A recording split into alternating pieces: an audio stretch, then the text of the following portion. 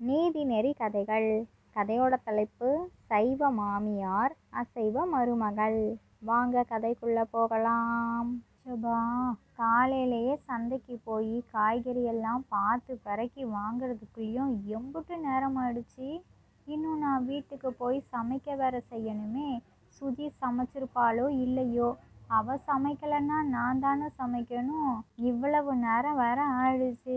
என்னத்தை சமைக்கலாம்? ரசத்தை வச்சு ஏதாவது காய பொரிச்சிடலாமா?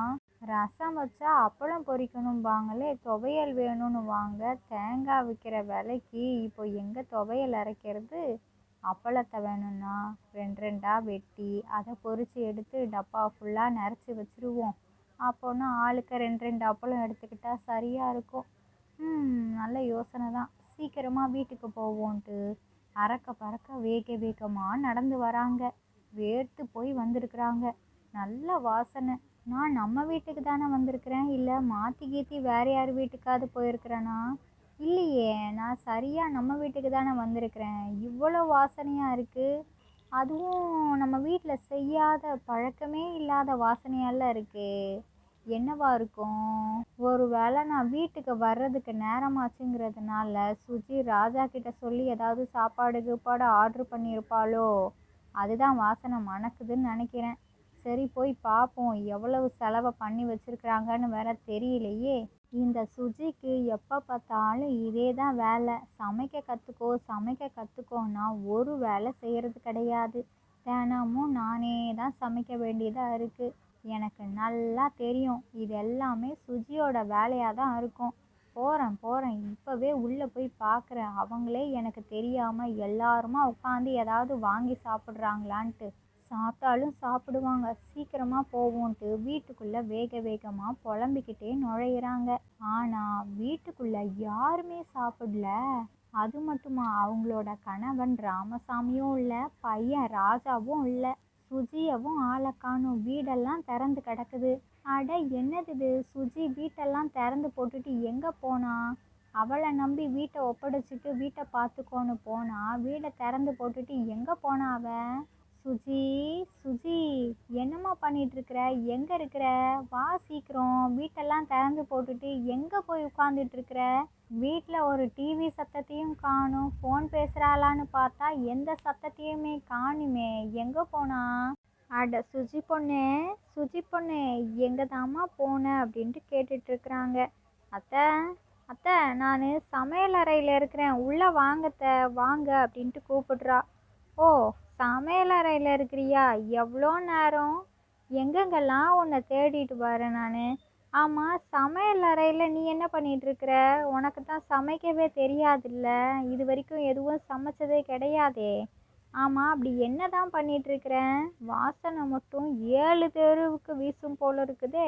ஃபோனில் வீடியோ ஏதாச்சும் பார்த்துட்டு சமைக்கிறதுக்காக வந்திருக்கிறியா என்ன? அதுவும் நான் இன்னைக்கு வீட்டில் இல்லை, நேரமாச்சுங்கிறதுனால இன்னைக்கு நீ சமையல் கட்டுக்குள்ளே வந்திருக்கிற. இல்லைன்னா எப்படி? சரி, இன்னைக்கு உன்னோட கைப்பக்குவத்தையும் பார்க்க தானே போகிறோம். செஞ்சு வை. ஆமாம், என்ன சமைக்கிற? அதை பற்றி எதுவும் கேட்கவே இல்லையே. என்ன செஞ்சிட்ருக்கிறம்மா? வாசனை ஆனால் நல்லா இருக்குது. இது வரைக்கும் இந்த வாசம் நம்ம வீட்டில் இருந்ததே கிடையாது. ஏதாவது மசாலா தூள் புதுசாக ஏதாவது வாங்கியிருக்கிறியா என்ன? இஞ்சி பூண்டு வாடை கூட இப்படி வராதே, புதுசாக இருக்குது. எனக்கே மூக்கில் வாசனை அப்படியே ஏறுது. ரொம்ப நல்லா இருக்கிற மாதிரி இருக்குது. என்னன்னு சொல்லாமா சுஜி? எனக்கும் ஆசையாக இருக்குதுல்ல அப்படிங்கிறாங்க. அதுவாத்த, இன்னைக்கு நீங்கள் சந்தைக்கு போனீங்கள்ல, அப்போது நம்ம தெரு வழியாக மீனேன்னு கூட நிறைய அவ்வளோ மீன் பார்த்தோன்னே எனக்கு ஆசை வந்துருச்சு. அதனால தான் அவங்கக்கிட்ட நான் ஒரு 1/2 கிலோவுக்கு மீன் வாங்கினேன். பார்க்கவே நல்லா பெருசாக இருந்தது. சரி, நீங்களே சுத்தம் பண்ணி தந்துடுங்கன்னு கேட்டேன். அதுக்கும் காசு எதுவும் எக்ஸ்ட்ரா வாங்கலை. ஆனால் மீனெல்லாம் நல்லா சுத்தம் செஞ்சு சின்னதாக வெட்டி தந்துட்டாங்க. வெறும் 70 ரூபா தான் வாங்கினாங்க. உப்பு மஞ்சள் பொடியெல்லாம் போட்டு மீனை நல்லா கழுவுன்னு கழுவிட்டு ஒரு அடுப்பில் சாப்பாடையும் இன்னொரு அடுப்பில் மீன் குழம்பையும் பார்த்து பொறுமையாக செஞ்சிட்ருக்கிறேன். அதுக்குள்ளேயும் தான் நீங்கள் வந்துட்டீங்க. வாசனை என்ன அவ்வளோ தூரத்துக்கு அத்தை வருது? எனக்கே ஆச்சரியமா இருக்கு. இங்க பக்கத்துல நிக்கிறதுனால எனக்கு எந்த வாசனையும் வரல. ஆ, சரி சரி அத்தை, இப்படியே நான் பேசிட்டு இருக்கிறேன் பாருங்க. குழம்பு கொதிச்சிட்டு இருக்குது. உப்பு காரமெல்லாம் சரியா இருக்குதான்னு கொஞ்சம் பார்த்து சொல்லுங்க அத்தை அப்படின்ட்டு கொடுக்குறாங்க. ஏய் ஏய், என்ன பண்ற நீனு? நான் இப்போ ருசி பார்க்க போறேன்னு சொன்னனா? மீனா? மீன் வாங்குனியா? உன்னை யாரு மீன் வாங்க சொன்னது? நம்ம வீட்டில் தான் அசைவமே எடுக்க மாட்டோம்ல, சைவம் மட்டும்தானே சாப்பிடுவோம். அப்போ எதுக்கு வாங்கின? உன்னோட இஷ்டத்துக்கே எல்லாம் பண்ணுவியா? இதுக்கு தான் உன்னை விட்டுட்டு தனியாக நான் எங்கேயாச்சும் போனேன்னு வச்சுக்கோயேன், வீடு எல்லாமே உன் இஷ்டத்துக்கு மாறிடும். உனக்கு பிடிச்ச மாதிரியே சமைக்கலாம், எல்லாம் பண்ணலான்னு நினச்சிட்டு இருக்கிறல்ல, அது எதுவும் இங்கே நடக்காது. நான் சாப்பிட மாட்டேன், நாங்கள் யாருமே சாப்பிட மாட்டோம். நீ மட்டும் என்ன? ஆ, அது எதுவும் முடியாது. இதுக்கப்புறம் இது மாதிரி எதையும் செஞ்சிடாத. மீன் வாங்கின மான் வாங்கினன்னுக்கிட்டு பழக்கமே இல்லாத ஒன்றை எதுக்கு நீ இது மாதிரி பண்ணிட்டு இருக்கிற? நம்ம வீட்டில் தான் யாருமே சாப்பிட மாட்டோம்ல. காய்கறி கீரைங்க கிழங்குங்கன்னு இப்படி தான் செஞ்சு செஞ்சு தருவேன். அதைத்தான் சாப்பிட்டுட்டு இருந்தாங்க. ஒரு நாள் கூட மீன் வேணும், எறா வேணும், கோழி ஆடுன்னு எதையுமே கேட்டது கிடையாது. நீ என்னை கேட்காமலேயே மீனெல்லாம் வாங்கியிருக்கிற. ஆ, எனக்கு எவ்வளோ கோபம் வருது தெரியுமா? இந்த குழம்ப முதல்ல போய் வெளியே ஊற்று. ரசம் வைக்கணும். இந்த பாத்திரத்தெல்லாம் நீ தான் முதல்ல கழுவி எடுக்கணும். சாப்பாட்டிலெல்லாம் மீனில் கை வச்சுட்டு எதுவும் வைக்கலையே, இல்லைன்னா அதையும் திரும்ப செய்யறதா இருக்கும். சொல்லு. ரசம் வைக்கணும். ரசம் வச்சு துவையல் வச்சு அப்பளத்தை பொரிக்கணும். அதுதான். இந்த மீனெல்லாம் எனக்கு வேலைக்கே ஆகாது. முதல்ல போய் கீழே ஊற்று. போ, போமா அப்படிங்கிறாங்க. அத்தை, இப்படியெல்லாம் பேசாதீங்க அத்தை. ஏன் அத்தை நீங்கள் இப்படி பண்ணுறீங்க? ஆசையாக மீனை காசு கொடுத்து வாங்கி அதை நல்லா சுத்தம் செஞ்சு மசாலாலாம் அரைச்சி என் கைப்பட என் கை பக்குவத்தில் நான் செஞ்சிட்டு இருந்தா நீங்கள் என்ன இப்படி சொல்கிறீங்க அத்தை? கீழே ஊற்றுறதுக்காக வாங்கியிருக்குது 70 ரூபா. மீன் அரை கிலோ 70 ரூபாய்க்கு நல்லா ஃப்ரெஷ் மீனாக தந்திருக்கிறாங்க. இதை போய் வேண்டாங்கிறீங்களே. நீங்கள் செஞ்சு பழகலை அப்படின்னா நானும் செய்யக்கூடாதுன்னு இங்கே எந்த ஒரு சட்டமும் கிடையாது. மாமாவும் அவங்களும் ரொம்ப பாவம் அத்தை. நீங்கள் செஞ்சே கொடுத்ததில்லைங்கிறதுனால அவங்க கேட்டிருக்க மாட்டாங்க. அப்படியே கேட்டிருந்தாலும் நீங்கள் கோபத்தில் ஏதாவது சொல்லிடுவீங்களேன்ட்டு அவங்க கேட்காமலே இருந்திருக்கலாம்.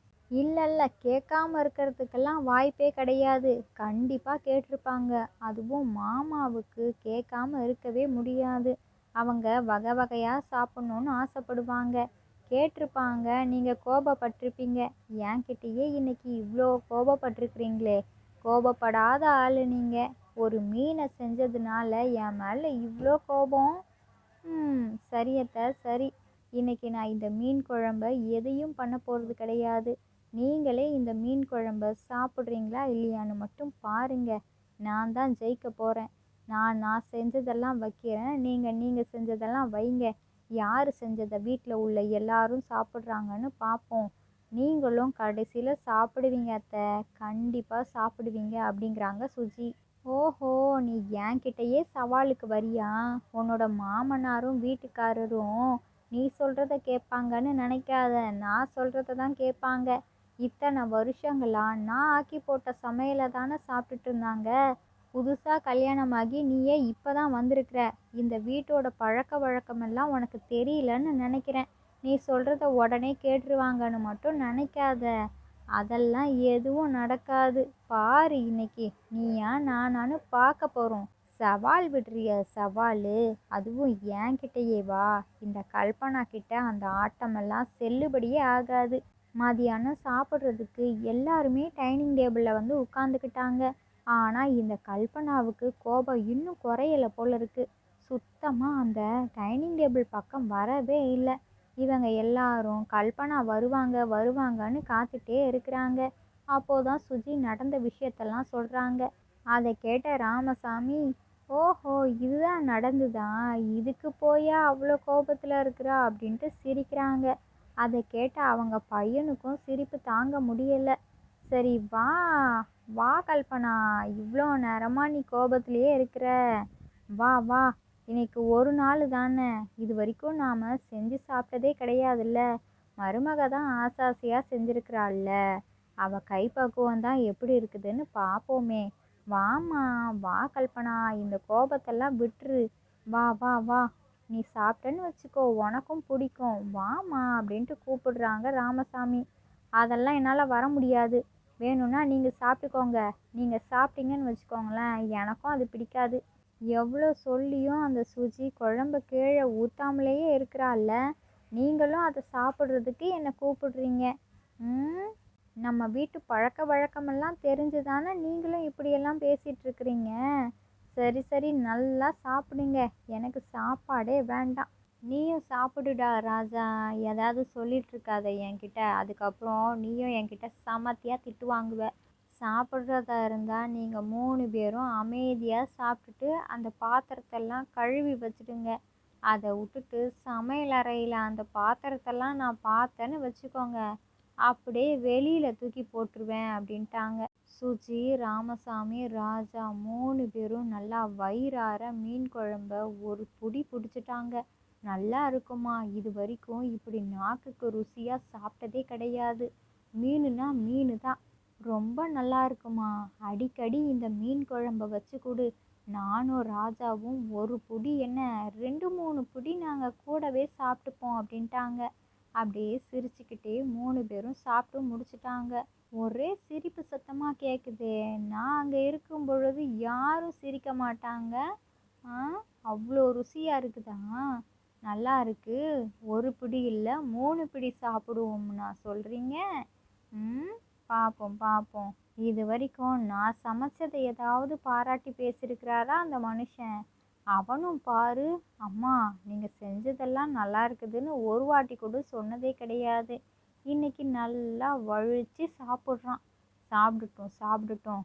ஏதோ தினமும் அவள் தான் சமைச்சு போடுற மாதிரி அவளை புகழ்ந்து பேசுகிறாங்க. நாளைக்கெல்லாம் என்கிட்ட தானே வரணும். ஒரு நாள் சமைச்சா போதுமா? தினம் தினம் சமைக்கிறவங்களுக்கு தான் தெரியும் இன்னைக்கு என்ன குழம்பு வைக்கலாம், நாளைக்கு என்ன குழம்பு வைக்கலாம், என்ன கூட்டு பண்ணலான்னு. இவ ஏதோ ஒரு மீன் குழம்ப வச்சுட்டாலாம், அதுக்கு இவ்வளோ பாராட்டு. என்னமோ பண்ணட்டும், நம்மளை ஆளை விட்டா சரி அப்படின்ட்டு அமைதியாக உட்காந்துட்டு இருக்கிறாங்க. இரவு நேரமும் ஆயிடுச்சு. 9 மணிக்கு சாப்பிட வர்றவங்கெல்லாம் 8 மணிக்கே வந்து உட்காந்துட்டாங்க. அப்போது சாப்பிட்டு அதே மீன் குழம்பு சோறை வச்சு சாப்பிட்டுட்டு ரொம்ப என்ஜாய் பண்ணிகிட்ருக்குறாங்க. அப்போவும் கோபம் குறையாத கல்பனா சாப்பிட்றதுக்கு வரவே இல்லை. எல்லாருமே சாப்பிட்டுட்டு படுத்துட்டாங்க. இந்த கல்பனாவும் படுத்து உருண்டு பரண்டுட்டுருக்குறாங்க. ஆனால் தூக்கம் வரவே மாட்டேங்குது. சரி சரி, எவ்வளோ நேரம்தான் நானும் இங்கேயே உருண்டு புரண்டு படுத்துகிட்டே இருக்கிறது, தூக்கம்தான் வர மாட்டேங்குதே. என்ன பண்ணலாம்? ஃப்ரிட்ஜுக்குள்ளேருந்து ஏதாவது வெள்ளரிக்காய் மாங்காய் இருந்தால் வெட்டி சாப்பிடுவோம் அப்படின்ட்டு போகிறாங்க. அட கடவுளே, நான் தான் இன்னைக்கு மாங்காய் வெள்ளரிக்காய் வேண்டான்ட்டுலாம் வந்தேன், அதுவும் இல்லையா? மதியானமும் நான் எதையும் சமைக்கவே இல்லை. ரசம் வைக்கலான்றதையும் கேன்சல் பண்ணிட்டேன். துவையலையாவது அரைச்சிருப்பேன், அதையும் அரைக்கலை.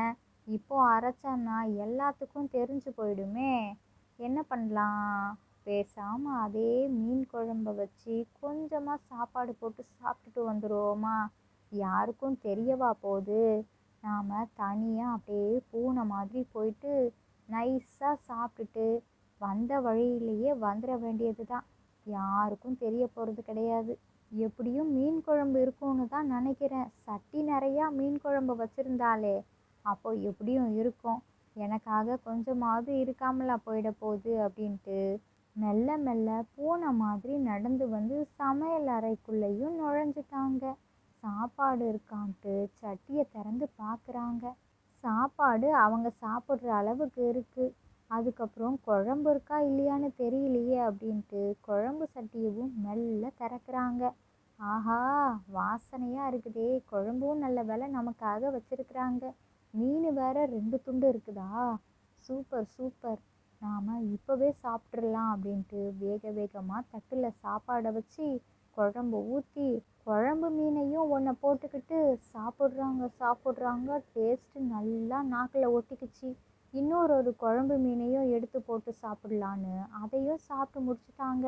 இப்போது சட்டியில் ஒரு சொட்டு குழம்பு இல்லை, சாப்பாடு இல்லை, ஒரு மீன் கூட இல்லை. சமைச்சு வச்ச பாத்திரமெல்லாம் கழுவி வச்ச மாதிரி அவ்வளோ சுத்தமாக இருக்குது. எல்லாத்தையும் காலி பண்ணிட்டாங்க. சுற்றி முற்றி பார்க்குறாங்க, யாரும் இல்லை. நல்ல வேலை நான் சாப்பிட்றத யாருமே பார்க்கல. இதுதான் சரியான நேரம், வேக வேகமாக நம்ம அறைக்குள்ளே போய் படுத்துற வேண்டியதான்னு கையை கழுவிட்டு அறைக்குள்ளே போயிட்டாங்க. வயிற்ற கிள்ளின பசியில் சோறும் மீன் குழம்பும் சாப்பிட்டதில்ல, தூக்கம் கண்ணை கட்டுது. அப்படியே படுத்து தூங்கிட்டாங்க. காலையில் விடிஞ்சதுமே சரி சரி நாம் சட்டி எல்லாத்தையும் கழுவி வச்சிடலாம், இல்லைன்னா அத்தைக்கு கோபம் வந்துடும் அப்படின்ட்டு சோறு மீன் குழம்பு செஞ்ச பாத்திரத்தை எல்லாமே எடுக்கிறாங்க. சாப்பாடு சட்டியும் காலியாக இருக்குது, குழம்பு சட்டியும் காலியாக இருக்குது. ஆனால் அவங்களோட அத்தையோட மோதிரம் மட்டும் பல பலன்னு மின்னுது. ஆஹா, வரமாட்டேன் வரமாட்டான்னு சொல்லி பூனை மாதிரி வந்து மீன் குழம்பு சோறு எல்லாத்தையும் காலி செஞ்சுட்டு போயிட்டாங்க, ஒன்றுமே தெரியாத மாதிரி. அதான் இதோ மோதிரம் காட்டி கொடுத்துருச்சுல்ல, இந்தாங்கத்த உங்களோட ஆசாசையான மோதிரம், இல்லைன்னா மீன் விழுங்கிட போகுதுன்னு கிண்டல் பண்ணிட்டு அவங்க அத்தைக்கிட்ட மோதிரத்தை கொடுக்குறாங்க. இல்லை சுஜி, நீ சொன்ன மாதிரி நீ தான் ஜெயிச்சிட்ட, அதனால் இந்த மோதிரத்தை நீயே வச்சுக்கோன்னு பரிசா சுஜிக்கே அவங்களோட மோதிரத்தை கொடுத்துட்டாங்க. இந்த கதையிலேருந்து நாம் என்ன தெரிஞ்சுக்கணும் அப்படின்னா, வீராப்புங்கிறது எதில் இருக்கணுமோ அதில் தான் இருக்கணும். முடியாதுன்னு நிற்கிறோமா, முடியாதுங்கிறதுலையே கடைசி வரைக்கும் நிற்கணும். முடியும்னு நிற்கிறோமா, கடைசி வரைக்கும் முடியும்னு நிற்கணும். அதை விட்டுட்டு மனசை மாற்றிக்கிட்டே இருந்தோன்னா தோற்று தான் போவோம். நம்ம எடுக்கிற முடிவில் ரொம்பவே கவனத்தோடு இருக்கணும், தெளிவோடு இருக்கணும். அதில் நாம் தவறிட்டோம் அப்படின்னா கண்டிப்பாக தோல்வி மட்டும்தான் நமக்கு மிஞ்சும். முக்கியமாக நாம் சவால் விடுறோம் அப்படின்னா ஜெயிக்க முடியும்னா மட்டும் சவால் விடணும், இல்லைன்னா அமைதியாக இருந்துக்கணும். இந்த கதை பிடிச்சிருந்தா லைக் பண்ணுங்கள், ஷேர் பண்ணுங்கள், உங்களோட கருத்துக்களை கமெண்ட் பாக்ஸில் கமெண்ட் பண்ணுங்கள். இது மாதிரி சுவாரஸ்யமான கதைகள் எல்லாம் பார்க்கணுமா, நம்மளோட சேனலை சப்ஸ்கிரைப் பண்ணிக்கோங்க. இதோட இன்னொரு சூப்பராக சுவாரஸ்யமான கதைகள் வீடியோவில் பார்க்கலாம். ஓகே, பாய்.